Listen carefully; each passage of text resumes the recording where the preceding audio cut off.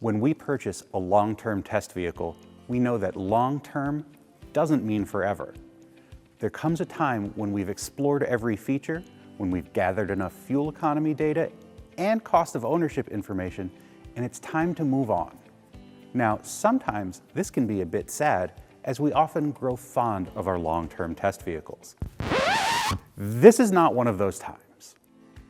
We're saying goodbye to our long-term 2023 Jeep Grand Cherokee 4xe Trailhawk, and I don't think anyone on staff is sad to see it go.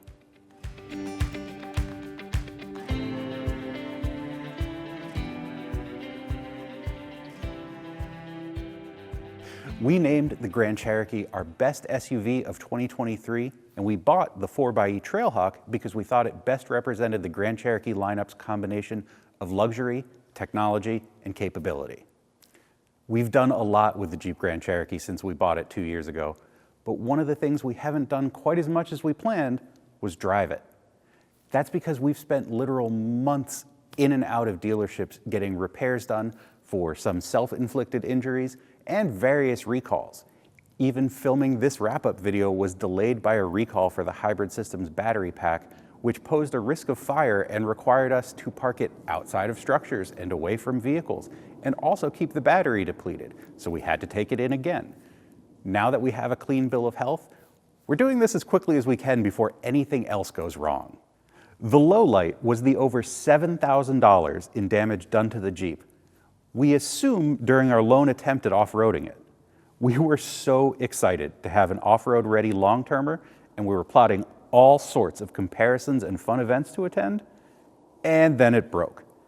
After 5 months out of service and a $7,200 bill, we got our Jeep back, and then had to take it back in for another serious repair after that to fix additional broken suspension components that left our alignment out of whack. Things got so bad with the Jeep that we actually deemed it newsworthy when we didn't take it in for repairs for a few months. Staff complaints also focused on the 4xe powertrain, which can be clunky and unrefined.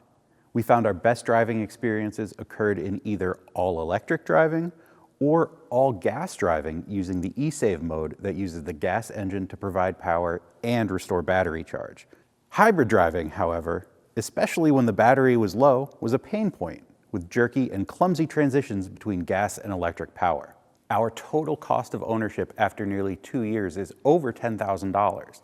That includes repair bills, consumables, fuel costs, and electricity to charge the plug-in hybrid.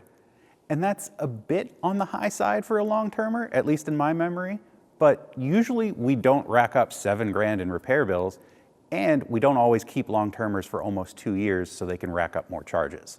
Speaking of fuel costs, over almost 15,000 miles of driving, we've spent $3,021.68 on just under 658 gallons of gas.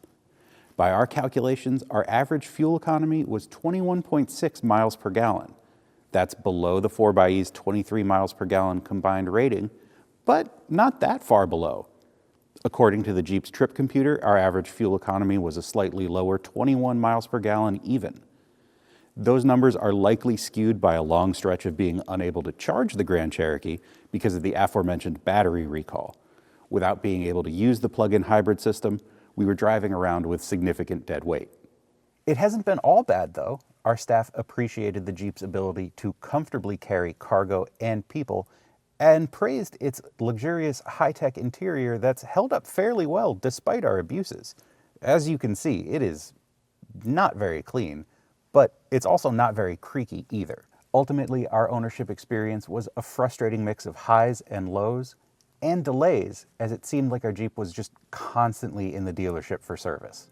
So, would we buy a Jeep Grand Cherokee 4xe Trailhawk again? No. All of our staff gave that a resounding no.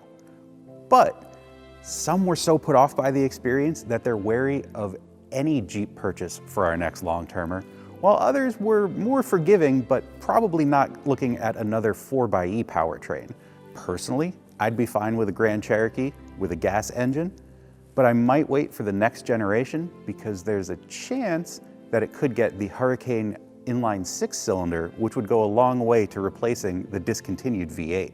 Now, if we're not going to get a Jeep, but we are thinking about an off-road SUV, what would we get instead?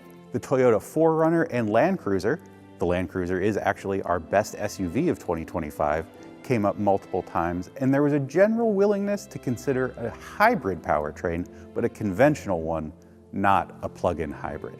And now it's time to bid goodbye to our Jeep, or as some of my colleagues might say, good riddance. For more on what's next with our long-term test fleet, you can find it all at Cars.com/news.